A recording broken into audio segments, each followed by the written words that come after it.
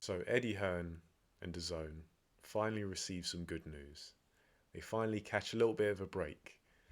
It's being reported that DAZN are set to announce a new channel, channel 429 on Sky. And this channel, which is DAZN 1 HD, will show 24/7 content, a mix of live and catch up, and that will of course include boxing under the DAZN banner, so Anthony Joshua, Canelo Alvarez, and whoever else.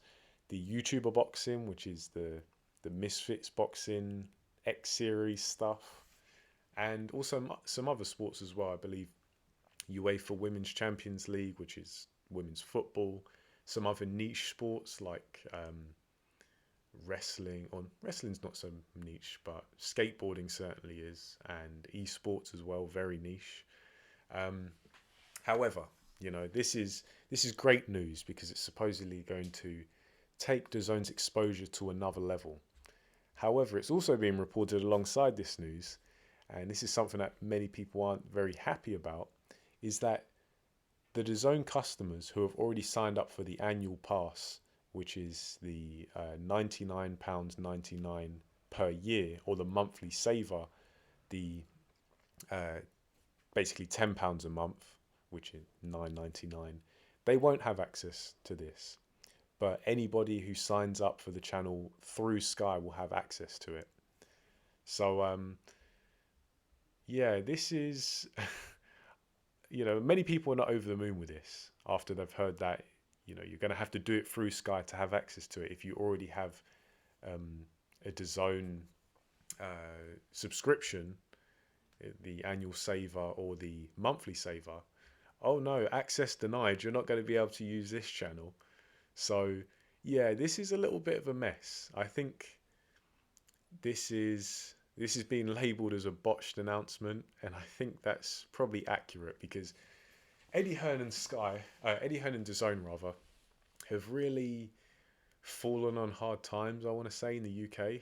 I know in other countries, usually in mainland Europe, I've heard that DAZN is a bit stronger because it has the rights to more leagues in various sports. So there's a bit more bit more incentive for people to part ways with their money because they're getting more. Whereas DAZN in the UK is still not mainstream. It's nowhere near on the level of Sky Sports or BT Sports. And anecdotally, I say that as well as my own experiences compared to people who I know. Because when it came to, say, BT Sports and Sky Sports pay-per-views, they're extremely easy to get a hold of. Yeah, you have to pay the money, but I'm not a Sky customer, not BT Sports customer, and I never have been. But I could just download the respective apps, the box office apps, pay my money, and that's it. I'm watching the fight on fight night. Easy, within a matter of minutes. It became a little bit tricky because, as I say, I'm not a BT Sports or Sky Sports customer. So I'd have to maybe rely on someone else who does have a subscription and have the app or whatever. Or I could go to a venue like a sports bar or a pub or something like that. But I didn't like doing that because I don't drink alcohol. I don't really like those environments. So I'm someone who very much likes to watch boxing in the comfort of my own home or at a friend's house or something like that. But nevertheless, it was an option. However, when it came to DAZN, I live in an area where there's a fair few sports bars and pubs and clubs and stuff like that. Even a casino that shows sport. So there was plenty of venues, but none of them had DAZN. None of them would show DAZN content at all. So, it was you really only had one option, and that was to pay for a subscription. But then, that's about the accessibility of it. I don't think DAZN's only issue is how accessible it is, because ultimately paying for the subscription isn't that difficult. But DAZN, I think their main issue is the fact that their content is just poor. It's very thin because it's infrequent. And when they do have fight nights, they're typically, not great. The main card, the main event might be decent, but the undercards are typically flat. Sometimes it's downright poor. Um, and I don't want to sound like I'm ragging on DAZN, because there have been some decent fight nights that they've had, but it's just not frequent. It's not often enough. And of course, the accessibility of a product rather is important. But ultimately, if your product isn't good enough, people won't separate with their money. And I guess that's kind of my message to everyone who's kind of unhappy with DAZN, is vote with your pocket. You're not forced to pay for DAZN. If you're unhappy with the product that they provide, don't pay or stop paying. It's really that simple. But that being said, I do understand the criticisms, because of course DAZN are bumping up their prices, which I think is inevitable. I spoke to G-Man about it on a live not long ago. It didn't surprise me. DAZN, like pretty much every other subscription service, it was only a matter of time until they bumped their prices up. So it wasn't really much of a shock. But it's the fact that they bumped the price up, but the schedule is still just as thin, or maybe it's marginally better, but that price hike doesn't represent the very slight improvement in quality or frequency. So DAZN is definitely falling on hard times, and it's kind of ironic and funny that this news comes a day after Joshua Boatsi was kind of slating DAZN, because of course he's moved over to Sky now. So yeah, DAZN and Eddie Hearn are probably hoping that this is going to be some kind of game changer. I know that's their catchphrase, is game changed. But that's another thing as well. Tying into the product that DAZN present, the fight nights and the entertainment. I am yet to come across someone who likes the DAZN lineup in terms of the commentary team, because it is shocking.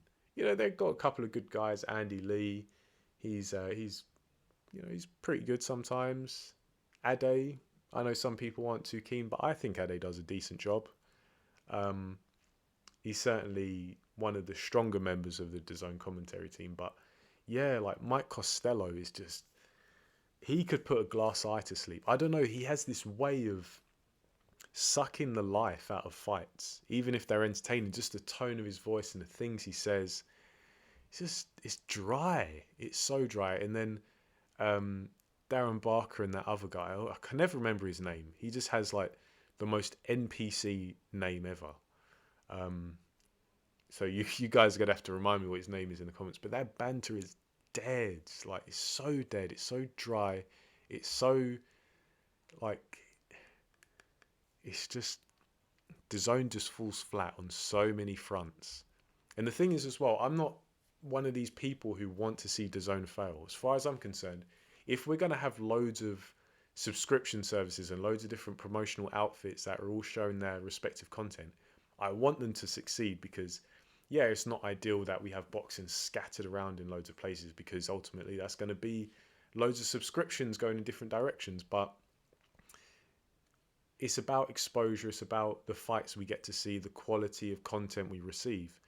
And if an outfit is succeeding and they're doing well, it's likely that we're going to get the fights we want to see. So, I'm not saying this as someone who wants to see DAZN fail. If DAZN put out good content, I'm going to pay for it, just like any other promotional outfit. Doesn't matter to me.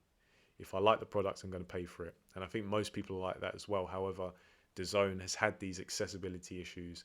They've also had lack of quality content or infrequent quality content. And now it's really another slap in the face, because people have just shelled out money for an annual pass or a monthly saver. Oh, but no, access denied. You're not getting to watch DAZN 1 HD. No, you don't get that, my friend, I'm afraid. But look, it is what it is. This is new news, so I apologise if I missed anything out. You guys can enlighten me in the comments if there's anything I've missed. But yeah, DAZN thinking that they're announcing a bit of a game-changing move, and it's good, don't get me wrong. The more sports they can get on board, the better. I'm sure pubs and clubs and sports bars now going to have an easier time showing DAZN. but will it amount to that much if the content is still thin and if people aren't entirely happy with DAZN as a product? Anyway, I feel like I've covered most bases. If I've left anything out, let me know in the comments. Let me know your point of view on this as well. Do you think it's a good move? Do you think it's a bad move? Are you indifferent? Leave it down there. I'll get back to you. But for now, thanks for listening. I'll catch you in the next video.